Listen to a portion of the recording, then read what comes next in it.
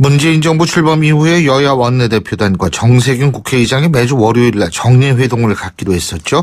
그런데 이 정례회동도 그렇고 또 문재인 대통령이 제안한 이 여야정 협의체도 그렇고 당분간 좀 완전한 형태로 열리지는 못할 것 같습니다. 왜 그러냐? 제1야당인 자유한국당이 불참 결정을 내렸기 때문인데요. 자, 이 문제를 비롯해서 홍준표 전 지사의 귀국 문제까지 좀 다양한 입장을 직접 들어보죠. 자유한국당 정우택 원내대표 전화 연결하겠습니다. 정 대표님 안녕하십니까? 네, 안녕하십니까? 예. 오늘 회동이 있죠, 원래 국회의장하고, 그죠? 네, 그렇습니다. 예, 오늘 안 나가시는 거예요? 제가 어제 국회의장과 통화가 있었습니다. 예. 그래서 제가 요구한 지금 여건이 성숙되지도 않고 지금 의혹의 해명도 안 된 상태에서 강행 처리된 것에 대해서 이 청문회의 를 무력화시키고 또 국회의 권능을 손상한 데 대해서 분명한 입장 정리를 해달라. 이를 제가 전제 조건을 내걸었지 않습니까? 그래서 오늘 10시 반 회의 전에 의장이 이것에 대해서 분명한 언급이 있기 전에는 제가 참석을 할 의미가 없다 이렇게 봅니다. 지금 의혹이 해명이 안 됐다 이런 거는 청문회에 관련된 말씀이실 것 같고요. 그죠? 그렇습니다. 예, 여건이 성숙이 되지 않았다. 어떤 여건 말씀하시는 거예요? 여건이라는 거는 아까 말씀드린 대로 지금 이것에 대해서 국회의장이 지금 강행 처리를 했거든요. 아까 말씀드린 대로 청문회에 대해서 제대로 지금 자료 요구를 기초적인 자료를 받아야 될 것이 있는데도 국회의장이 오히려 그것을 촉구하고 또 제대로 자료를 내야 된다 이런 의미를 부여하지 않고 이 문제에 대해서 조급하게 강행 처리된 데 대한 분명한 입장을 내놓는 것이 여건이라고 저는 보고 있습니다. 대통령이 제안한 여야정 협의체에도 불참하시겠다 지금 이거죠, 그죠? 아니, 그거는 조금 의미를 좀 확실히 해야 되는데요. 예. 대통령이 주도하는 여야정에는 제가 참석하지 않겠다. 다만 이것이 대통령이 주도하는 것이 아니라 국회와 여야가 주도하는 여야정 협의체에 대해서는 제가 긍정적으로 그걸 하겠다는 말씀을 이미 드린 바 있습니다. 이것은 왜냐하면 최근 당초의 협치의 모습을 보였던 문재인 정부가 최근에는 독주와 독선으로 흐르는 모습을 보이고 있습니다. 그것이 예를 들면 사회적 갈등이나 논쟁이 있던 문제들을 충분한 협의 없이 대통령 말 한마디로 처리를 하고 있다든가 또는 이낙연 총리 말씀이 지금 나왔습니다만 이 경우에도 제대로 검증이 안 된 후보자를 내정하고 정권 지지도가 높다는 이유로 밀어붙이기식으로 일방적 임명을 했거든요. 그래서 이것은 협치와 굉장히 멀어지는 것이 아니냐 이런 제가 문제 제기를 하고 있습니다. 특히 제가 좀 지적하고 싶은 것은 지금 김상조 공정거래위원장을 임명을 강행하려는 기미가 보이고 있습니다. 그래서 이 김상조 내정자는 말 그대로 비리백화점의 의혹이 그대로 있는데도 불구하고 해명이 됐다고 언론 플레이를 여당이 하고 있습니다. 또 이번 주 이렇게 가서는 정말 불공정거래위원장을 만약 임명한다고 한다면 이번 주 아마 대통령의 지지도는 아마 굉장히 청문회 때문에 떨어질 것으로 이렇게 저는 전망을 합니다. 지금 예를 들면 이번 주 수요일 날 김희수 헌법재판소장 후보자, 강경화 외교부 장관 후보자 이런 청문회가 예정이 돼 있죠, 그죠? 네. 예? 그렇다면은 이 부분은 어떻게 지금 보고 계세요? 이 부분에 대해서도 저희들이 분명히 이미 언급을 한 바가 있습니다. 이분들도 지금 여러 가지 의혹이 나온 것만으로 봐서도 후보의 자격이 없다는 점을 저희들이 분명히 했습니다.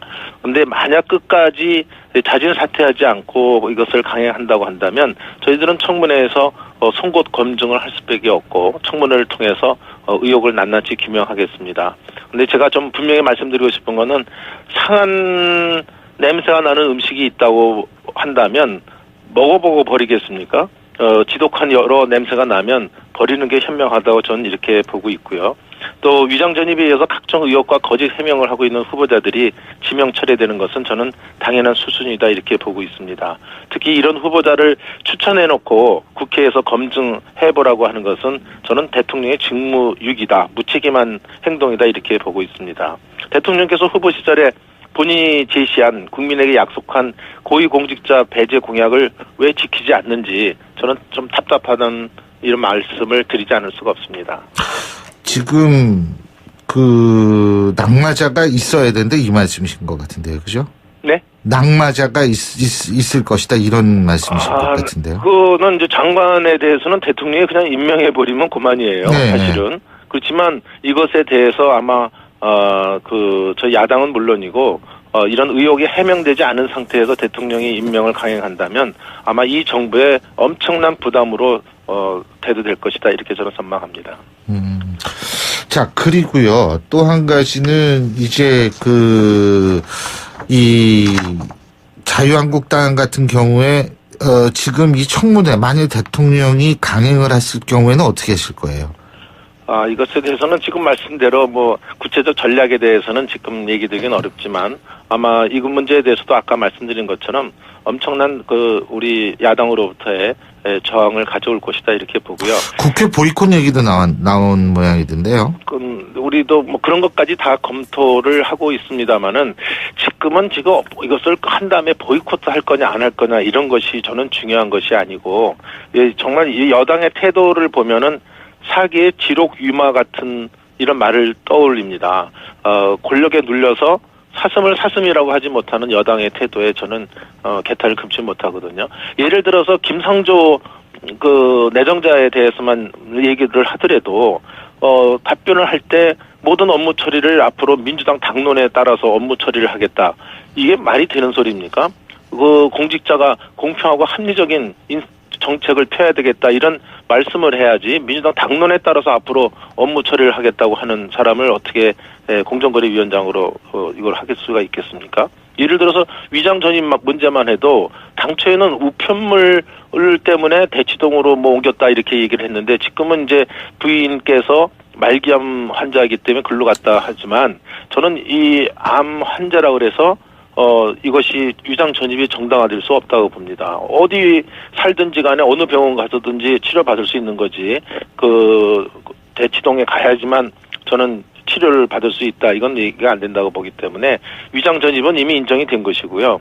뭐 자기 논문 표절 문제도 3인이 용역 보고서 받은 것을 학술지 관계자의 요청에서 본인의 이름만으로 게재했다는 것은 이건 학자로서의 더 양심이 없는 문제다. 이렇게 저는 지적을 하고 있습니다. 한 가지만 더 말씀드리면 부인 취업 같은 경우에는 자격증이 없는데도 불구하고 이것을 0점 처리하지 않고 점수를 주었다는 것이 지금 밝혀지고 있거든요. 이것은 정유라가 이대 입학할 때 교수들이 점수를 준 거나 또는 저는 매 한 가지라고 이렇게 보고 있습니다. 이런 문제들이 전부 해결되지 않았고요. 다운 계약서 같은 경우에도 시가의 그 당시 관행이라고 하지만 시가의 3분의 1도 안 되는 가격으로 이것을 해놓고 또 취득세를 탈루해놓고 이것이 그 당시 관행이었다. 이런 부도덕한 행위에 대해서 어떻게 재벌을 부도덕한 행위를 처벌할 수 있을지 굉장히 의심스럽습니다. 자, 일자리 추경 문제 같은 경우에요. 물론 장하성 정책실장도 기자회견을 했습니다만 6월 임시국회에 통과시켜야 한다. 이 정부 여당의 의지가 상당히 강한 것 같은데 어떻게 보십니까, 이 부분은? 이 문제는 추경은 저희 자유한국당 같은 경우에는 2월부터 추경이 필요하다는 점을 강조해 왔습니다. 다만 이번에 추경을 낸 목적이 문재인 대통령의 공약인 공공부문 일자리를 만들기 위한 것이라면 저희는 찬성하기 어렵다 이런 말씀을 드리는 겁니다. 왜냐하면 추경의 법적 요건에도 지금 맞지가 않고요. 지금 예를 들면 공무원을 갖다가 이 문재인 정부에서 17만 명인가 늘리겠다고 하지 않습니까? 그런데 공무원 이만큼 늘리면 퇴직할 때까지 세금으로 봉급을 주는 거 아닙니까? 또 취직 후에 공무원 연금도 줘야 됩니다. 그러면 이것은 5년 후에 문재인 정부는 물러나지만 지속적인 재정 투입에 대한 미래 재정의 부담 문제도 당연히 검토해야 되고요. 지금 예를 들면 학생 수가 줄어들고 있는데 교육 공무원을 늘리겠다고 하고 있거든요. 이런 문제들이 지금 제대로 짚어져야 되기 때문에 저는 진정한 일자리는 민간 경제 활성화를 통해서 지속 가능한 일자리 창출이 이루어져야 된다. 이런 관점에서 추경을 바라보겠습니다. 자, 한 가지만 더 여쭙겠습니다. 홍준표 전 지사 귀국을 했는데요. 당권 도전할 것 같다는 얘기가 나오는데 어떤 역할을 해야 될 거라고 보십니까?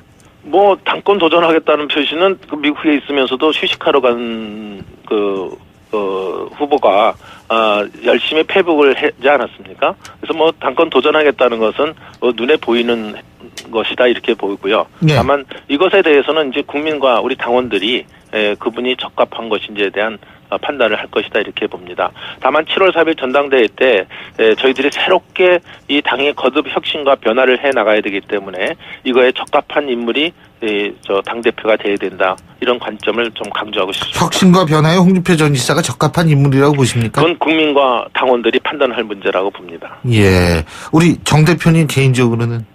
개인 얘기는 좀 나중에 제가 교수님 따로 뵈면 말씀드리겠습니다. 알겠습니다. 예. 네. 오늘 말씀 잘 들었습니다. 네, 고맙습니다. 고맙습니다. 네, 예. 예. 지금까지 자유한국당 정우택 원내대표였고요.